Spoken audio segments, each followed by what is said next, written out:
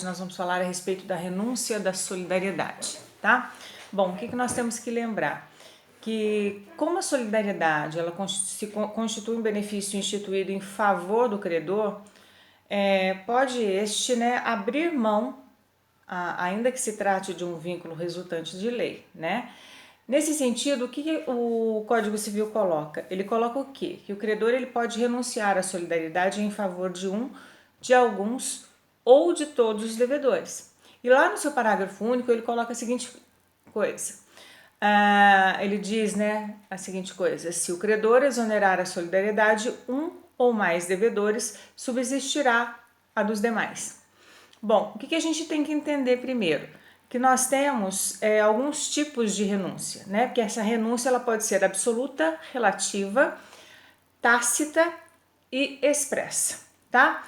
Então, o que é a renúncia absoluta, tá? A renúncia absoluta, ela é efetivada em prol de todos os coobrigados, tá? Nesse caso, o que acontece? Não há mais solidariedade passiva, pois cada coobrigado passará a responder somente por sua cota. Então, trata-se aqui de uma hipótese rara, e a obrigação torna-se o quê? Conjunta. Por quê? Porque os devedores que eram solidários, responsáveis, cada um pela sua dívida, dívida inteira, passam à condição de devedores de obrigações únicas, distintas e separadas, sujeitos às regras comuns. Perfeito?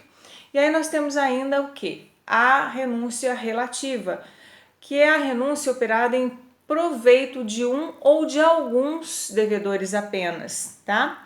Ela ocorre quando, o credor ele dispensa da solidariedade somente um ou outro devedor, reservando todavia o que? Quanto aos demais. Então, o que a gente pode perceber? Que aqui o credor ele divide a obrigação em duas partes. Uma pela qual responde o devedor favorecido, que corresponde somente à sua cota, e a outra a que se acham solidariamente sujeitos os outros credores, os outros devedores, desculpa.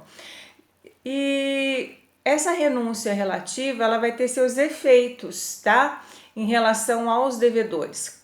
Que efeito que ela vai ter? Primeiro, os contemplados, eles continuam devedores, porém não mais da totalidade, senão da sua cota parte no meu débito, tá?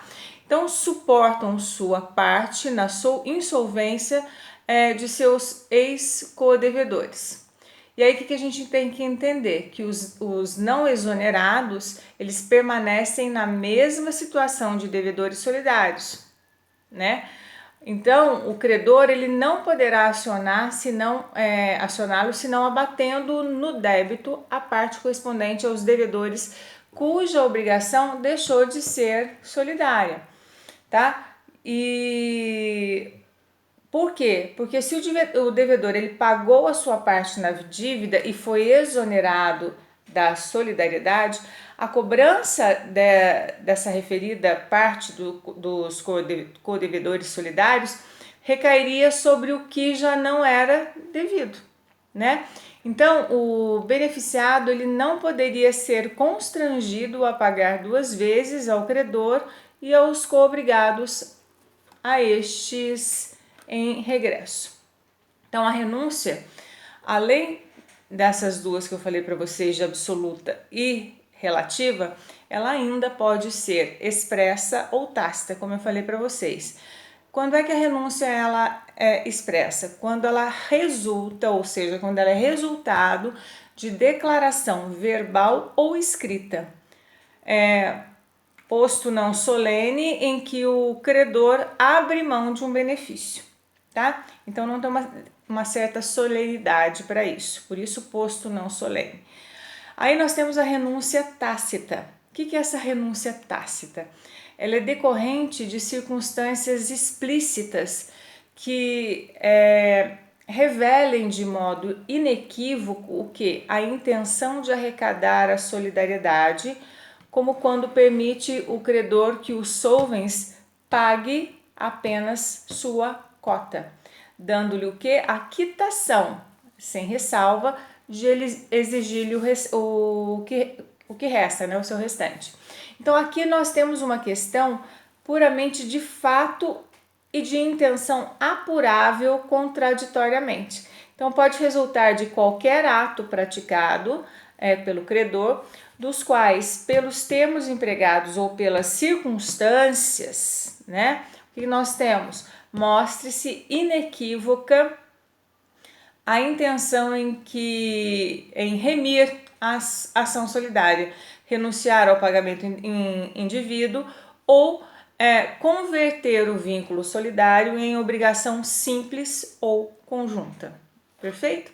Bom, sendo ela expressa ou tácita, a renúncia ela deve ser muito clara, pois não é de se presumir que o credor quisera cercear sua garantia, né? Ou seja, não pode ser inferida de meras conjecturas. Na dúvida, presume-se o que? O não existir, ou seja, a não existência. Perfeito? Então, olha assim, o que nós podemos colocar? Qual que é a distinção, então, Adriana, entre a renúncia da solidariedade e a remissão da dívida? Então, vamos lá. A renúncia ao benefício da solidariedade, ela vai se diferenciar da remissão da dívida quando o credor que apenas renuncia à solidariedade, ele continua sendo credor, embora sem a vantagem de poder o quê? Reclamar de um dos credores a prestação por inteiro. Ao passo que aquele que remite o débito, ele abre mão do seu crédito, liberando quem? O devedor da obrigação. Ok? Então, essa é a grande diferença. E o que nós temos que colocar ainda, né? Que o artigo 279 do Código Civil, ele vai cuidar das consequências do descumprimento da obrigação quando se impossibilita a prestação por culpa de um ou dos devedores solidários, tá? E aí o que nós temos que entender? O que ele coloca lá? Impossibilitando-se, o artigo 279, impossibilitando-se a prestação por culpa de um dos devedores solidários, subsiste para todos o cargo de pagar o equivalente, mas pelas perdas e danos só responde o culpado, que foi o que nós falamos com vocês há um tempo atrás. Então, relembrando é o quê? Que quando a prestação se torna impossível, faz-se necessário apurar se a impossibilidade decorreu ou não de culpa de quem? Do devedor, tá? O que nós temos que entender ainda? Que a hipótese abordada nesse artigo 279 do Código Civil é a da impossibilidade de prestação por culpa de apenas um dos devedores, tá? Solidários, né? Não podemos esquecer que é da solidariedade. Ou quando a impossibilidade ela ocorreu durante o quê? A mora de um ou de alguns dos co-devedores solidários. Então, a solução legal aí é o quê? De que todos os co-devedores são responsáveis perante o credor pelo equivalente em dinheiro relativo ao animal. Vamos colocar assim. Né? Então, o culpado ele só responde por quê? Por perdas e danos. Ok, gente? Nós já falamos isso anteriormente, nas aulas anteriores. E aí, o que é que nós temos que entender? Que o nosso código, ele mantendo a solidariedade quanto à obrigação de pagar o equivalente, ele restringe ao culpado a responsabilidade pelas perdas e danos. Então, o que a gente pode verificar? Que o legislador ele entendeu que constituem estas uma pena que não deve ir além do próprio culpado, tá? Então, tratando-se de culpa pessoal, a gente tem que lembrar disso, não pode a sanção civil ultrapassar a pessoa do próprio negligente ou imprudente, considerando-se que ninguém pode ser responsabilizado por culpa alheia, tá? Então, o que a gente tem aqui? Que somente o culpado deve arcar com o ônus das perdas e danos. Certo, gente? Já no artigo 280, relativo à questão dos juros, o Código Civil, ele coloca o quê? Que todos os devedores respondem pelos juros da mora, ainda que a ação tenha sido proposta somente contra um, mas o culpado responde aos outros pela obrigação acrescida. Então, o que nós temos que entender?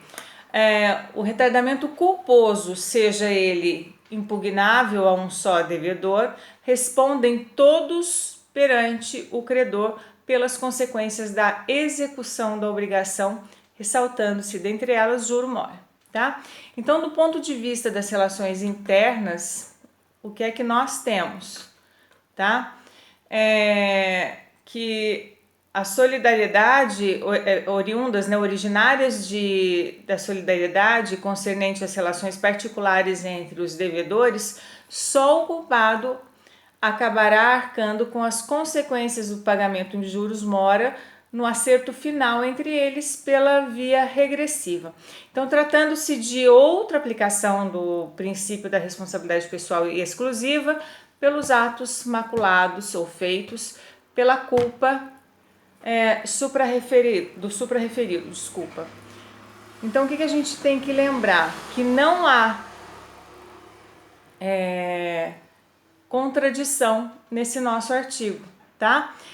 O que a gente tem que entender? Que o artigo 279 do Código Civil, ele cogita perdas e danos, cujo conceito está expresso no artigo 402, ao passo que os juros da mora são acessórios da relação principal, dela inseparável, sob pena de quebra da solidariedade. Certo, meus anjos? Grande abraço para vocês, até a semana que vem.